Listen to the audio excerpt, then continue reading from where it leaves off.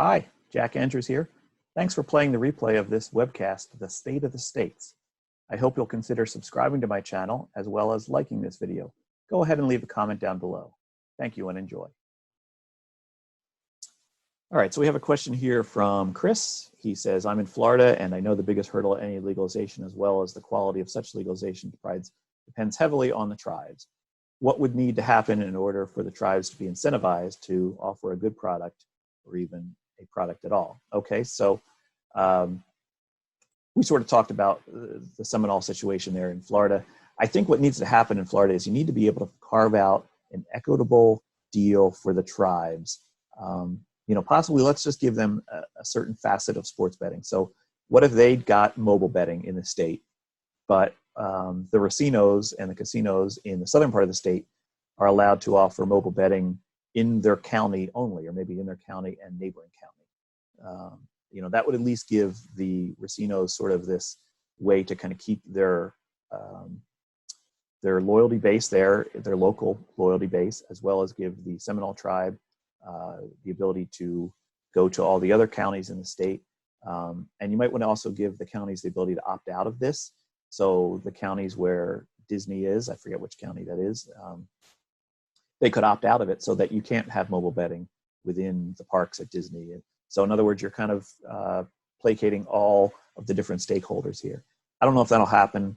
That's just my solution, but we have come far enough with mobile betting that you can segment it just by the different counties.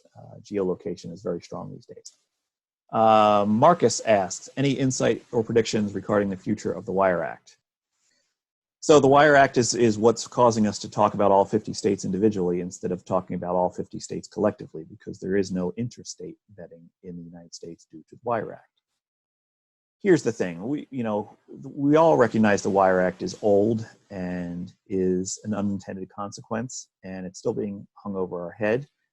In this day and age, right now, with this pandemic, it's greatly restricted the ability for some of these companies to have any type of revenue. And I'm not just talking about, making it so that people in Hawaii could suddenly bet in New Jersey. I'm talking that if they're also an operator in, say, Pennsylvania, they can offer their services across state lines there to kind of pool the liquidity, shrink the overhead. You have two states that have already consented to having legal sports betting. It doesn't seem like a big deal to have multiple states there with sports betting and have it to be available to the people in both states. It's time for the Wire Act to change, maybe not to fall, but at least to change. And I don't know if this pandemic will kind of force that issue or not. It's tough to say. But any predictions for the Wire Act? I would say next year is a good year. 2021 is a good year to get that done. It's not an election year. It's not a major turnover in the House. You can get things done. If it's not in 2021, it's probably going to be in 2023. But hopefully it gets done. Somebody asked me here anonymously, I'm surprised you think Illinois could have that highest handle someday. Why do you anticipate that? So Illinois is a betting state. Chicago area specifically is a betting area. They love to bet in Chicago.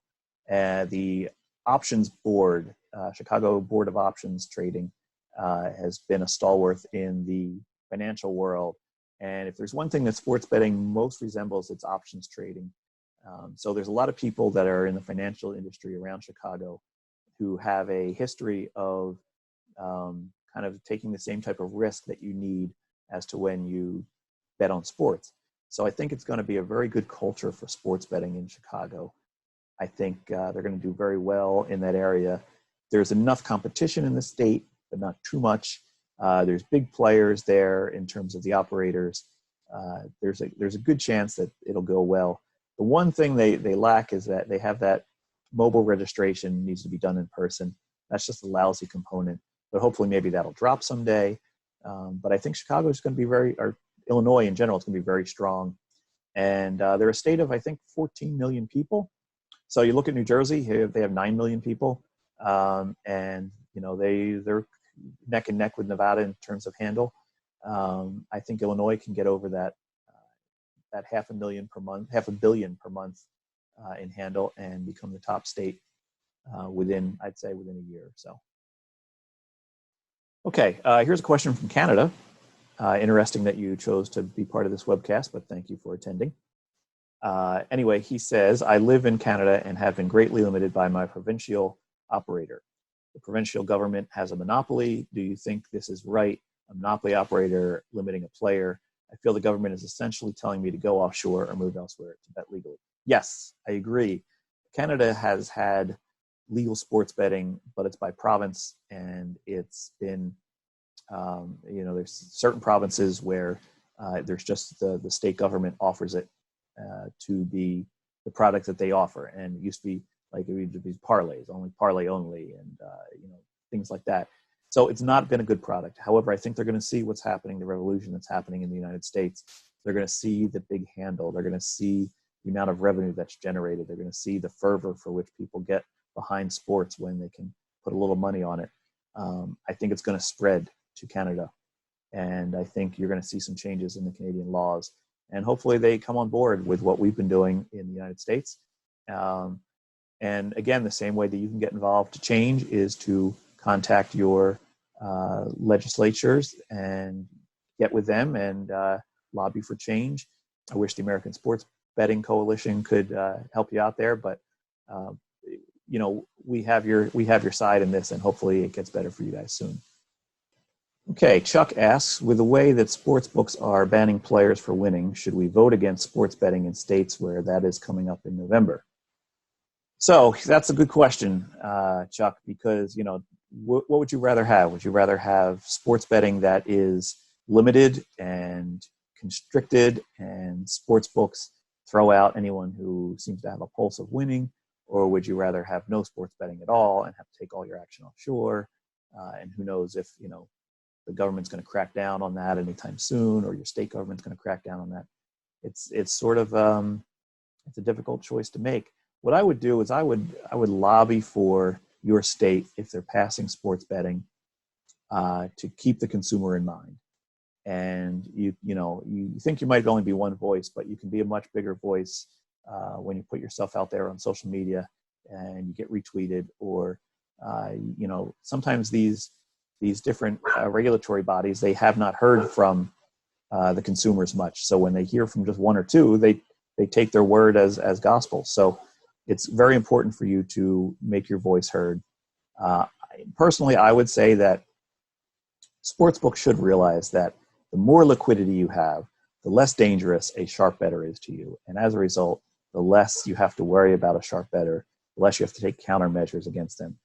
We talked about it in the last webcast last week. Only 2% of bettors win long term. Why they seem to be so hell-bent in finding just that 2% and using a technique that basically throws the baby out with bathwater is beyond me, but they do it. And, hopefully they can start to get enough liquidity and enough revenue flowing in that they go, we don't need to worry about, these sharp bettors, and we don't need to throw them out like we have been doing. A couple more questions here from Zoom.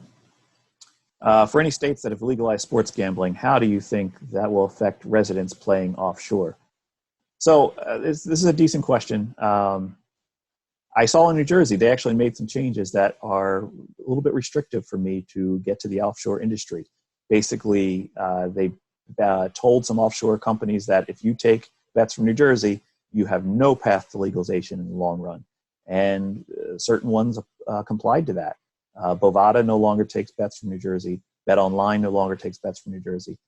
They've restricted, you're not allowed to advertise an offshore in New Jersey. If you're an affiliate company, you can't advertise both an offshore company as well as a legal company, which that caused OddsShark to be banned from New Jersey. So there's a lot of different ramifications. Now, only certain states have made it a crime to bet offshore. For instance, in Washington State, it's a felony to bet offshore, which is ridiculous. In Nevada, it's a misdemeanor to bet offshore. It's a misdemeanor to transfer money to a bookie in Nevada. They've got a lot of crazy laws there that are totally meant to benefit the regulated industry, and they're pretty much unenforceable, but at the same time, they're still laws, and you still need to respect them. So I kind of feel like some of these states, if they make a good enough product, then yeah, go ahead and make some of these laws against the offshore industry. But if you're making a lousy product and then you're going to also make laws against your constituents, you're just being draconian, and you don't understand the sports betting industry as a legal entity, and you're just getting in the way. Quick personal question here from Chris. He says, you seem to have a real passion for this aspect of gaming, legislation, product offering, etc. What about it has led you to this sort of latching onto it as an area of expertise? Well, Chris, I'll tell you, and I'll keep it short here. In 2009, New Jersey started to talk about legalizing sports betting. Now, at the time, I was an advantage player. I was mainly doing just things in casinos, traveling around. I was betting some sports offshore, basically just seasonal. I think I was just doing baseball at that time. And so 2009 came around, and I said, wow, I really think this could be great for my home state, and I'll get involved. I'll definitely want to focus my sights on sports betting. So I did. I kind of made sports betting my primary source of income generation as an advantage player. So 2009, I think, it started to make some progress, and it wasn't until 2011 that we were able to get it on the ballot. It was a ballot referendum in 2011, and it passed pretty convincingly. I think it was like 75-25 to legalize sports betting in New Jersey. Great. Let's just turn it on and let's go. Unfortunately, then the sports league stepped in, and they filed injunctions preventing New Jersey from pursuing legal sports betting. And this went back and forth. And as you all know, this went back and forth for about 7 years before the Supreme Court made their ruling and overthrew PASPA as a federal regulation. Well, during that time, I kept waiting, and I've kept thinking, we're just a month or two away from sports betting. So when you do that for basically a better part of a decade, and you're just waiting for sports betting, and you're looking at these laws and figuring out what's preventing it, you start to kind of become more of a subject matter expert as to how this is all working. And that's when I started to realize, what was all involved in this and how the sausage is made. So that got me involved in this. It's kind of evolved over time. But here I am, and hopefully the knowledge that I can impart to other consumers is going to help other people that are in other states that might not have as long to wait, but also are looking forward to sports betting in their state. And I can kind of break it all down into how it's going to go for them. Quick question here from YouTube. The legal books seem to be run awful, especially the lines. Do you think they will ever break down and hire talent with an offshore experience? So this is a good one, John. I agree. The most knowledgeable people in sports betting are offshore. And the amount of knowledge that is running offshore books is far better than some of the knowledge that is currently in the legal industry in the United States. We need to find a way to repatriate that money, because those people are usually U.S. citizens that have gone down there to run the books. They'd like to come back. They'd like to live here. They'd like to pay taxes on it. They're just afraid of prosecution for the career that they've run in offshore. We need to find a way to get the smart people back in the room, right? So there needs to be a state that steps forward with this and says, if you try to get a license here, even if you have a past of operating in offshore, we're going to make an exception and make a probationary period or something to get it to work. I don't think it's going to be New Jersey. New Jersey's always had a bug up their butt for the legal industry. They don't want to have any touching of it. The licensing that goes for key employees through New Jersey is very rigid and strict and looks far back into the past. But some other state's going to realize this, and they're going to make this change, and it's going to be for the benefit of everyone. I hope it's a state that's forward-thinking. For instance, Colorado seems to be pretty forward-thinking. Maybe they can make this change. Either way, it would greatly benefit everyone involved, the operators, the consumers, the reputation of the industry, to have something where you have some of that offshore spirit and bookmaking come through into the U.S. Because right now we're getting all the European operators. And hey, these European operators do not have a clean past. There's been some shady dealings in the past in these European operators. They're operating in black markets. We could go on and on about some of the things that some of these European operators have done, and the U.S. has just sort of kind of ignored because, it didn't happen in our country. It wasn't affecting our people. So we're going to let you still come in here and do whatever you want. We need to be fair about this, get the smart people back in the room. So That was a really good question, John. I'm glad you brought that up because it's a point I hadn't made that I think was very important. Oh, real quick, Eric asked, is there enough competition in any of the states to find arbitrage possibilities? Arbitrage possibilities will greatly be enhanced by liquidity in markets. So the more competition, the more different sports books you have, the more liquidity in those sports books, the less they rely on just one central number, the more arbitrage situations you're going to have. Trouble is, it's not a great pool to choose from. You can obviously go back in this presentation and look at some of these other states that don't have a lot of choices and liquidity. They're not going to be good for arbitrage whatsoever. Some of the states that have more competitors, they're going to be better for an arbitrage situation. So if you want to go that way, you probably need to use some offshore as well if you're going to be looking at sort of arbitrage. But good luck if you're in a state that has a decent amount of competition. Go ahead and try to create some arbitrage opportunities. Okay, I think that just about does it for this webcast. I thank you all for joining me. Thank you, and good night.